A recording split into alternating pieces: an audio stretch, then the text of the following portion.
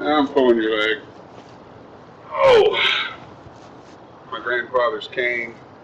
Had it a long time, but I don't need it yet. Just got it out, having a look at it because they recently changed the laws in my home state of Oklahoma. While we still cannot participate in anything to do with a medicinal plant that grows in nature, we can now have a sword cane if we want one. By God, I doubt that I ever will, though. That ain't something I want to bring to a gunfight.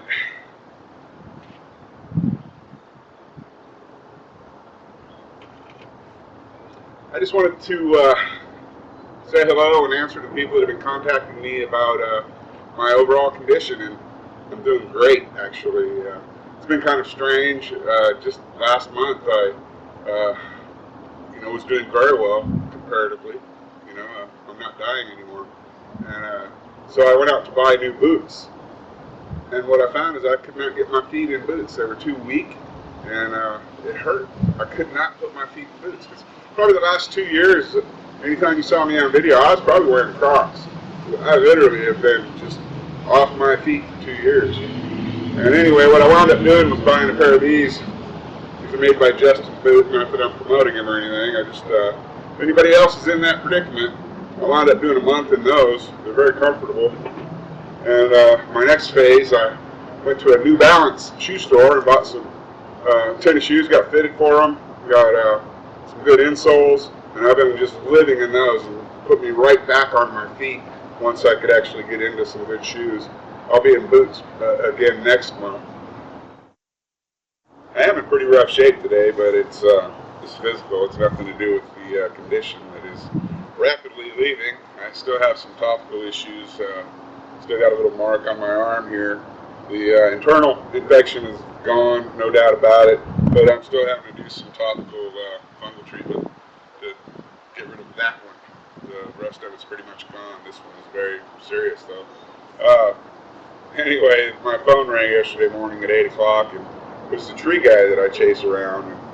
And, he said, I've got some oak, and if you heat with wood, somebody calls and says, I've got oak. You don't ever say no. So, I drove 20 miles up there to pick up this oak, and I wound up making 3 round trips, and I loaded it all by myself, unloaded it. Probably not a great thing to do, considering I'm just getting my strength back, but I pulled it off, but I'm paying for it today. A couple days prior to going to get that wood, my wife, Julie, she's back to good health, and I'm on my way, so we're pretty excited about all that. But we've been a year and a half without.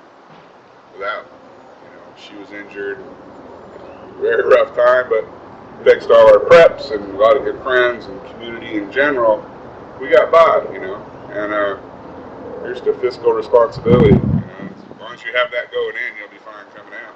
But anyway, she said, you ought to buy a new truck. Or a newer one anyway, and I've been thinking about that. That guy called me up about the firewood, and that truck hasn't moved since the last time I did firewood, and that's been about a year ago. And I went out, got a old pickup, and I hit the key, let the pump work a little bit, some fuel injected, and I hit it, started it up, and he drove it in a year. And that kind of annoys me, with my tree guy. He'll call me a couple hours before he needs me instead of telling me in a day in advance so I can prep my equipment or whatever. So here I got this pickup sitting out there for a year that ain't even been started, and I got to jump in it and make it work very hard.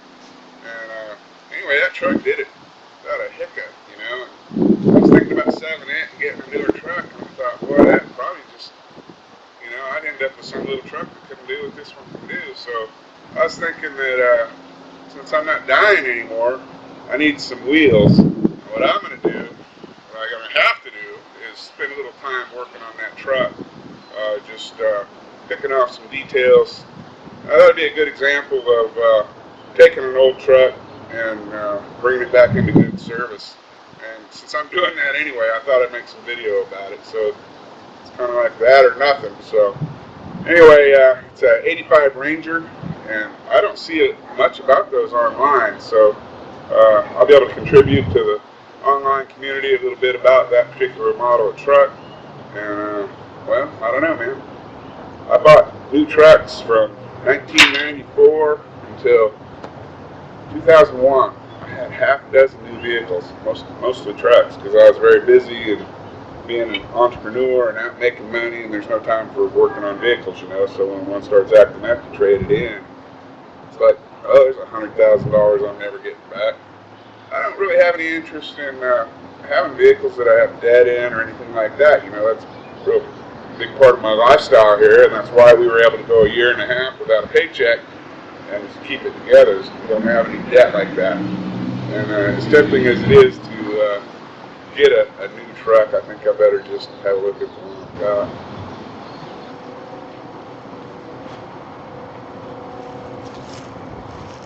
I'm an old car guy anyway. My last vehicle before I started getting sick was a 67 Chevy window van. Had a nice 327 in it, and I didn't have that van very long.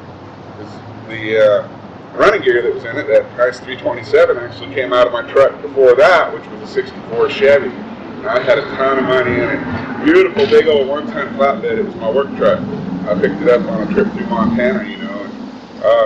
It was pristine and just old. So I took it and basically restored it. I dumped a ton of money into that engine. And one day I was parked down at the bar. The guy come in, he said, "Charlie, did somebody hit your truck?" And I laughed, you know, because people are always running into the bed of that thing and wrecking their cars and stuff. He said, "No, no, man, it's bad. Apparently, there's two kids racing on the 4-lane road in front of the bar, and one of them hit the curb, and his Buick flew through the air and landed in the grill of that 64 Chevy and killed it dead." And, well, in the insurance settlement, I managed to keep the truck, so I got the good stuff off of it. Put it in a 67 Chevy van, and it was all good and everything. But then I started getting sick, didn't need a V8 vehicle, you know, that's expensive to put gas in, and wound up getting this Ranger so we could haul firewood. And the point of all that is I'm a Chevy guy, so I don't know anything about this little Ford. I don't know anything about fuel injection. So it's a good opportunity for us to learn some things together a little bit. And like I said, contribute to the internet. It's about the 85 Ford Ranger, 2.3 fuel injected. So that's probably what I'll be doing soon. And I've got plans to buy a new camera next month. We're going to be upticking all this. I'm getting healthy again. My wife's off running around doing what she loves to do, bringing in some money to keep the world together. And I'll be doing that myself here pretty soon because I'm getting strong, man. Anyway, I'm healthy. Life is good. I appreciate all of your concern about my condition. I know those videos I made were heavy. But anyway, man, life's good. Turning it all around, and I'll see you soon.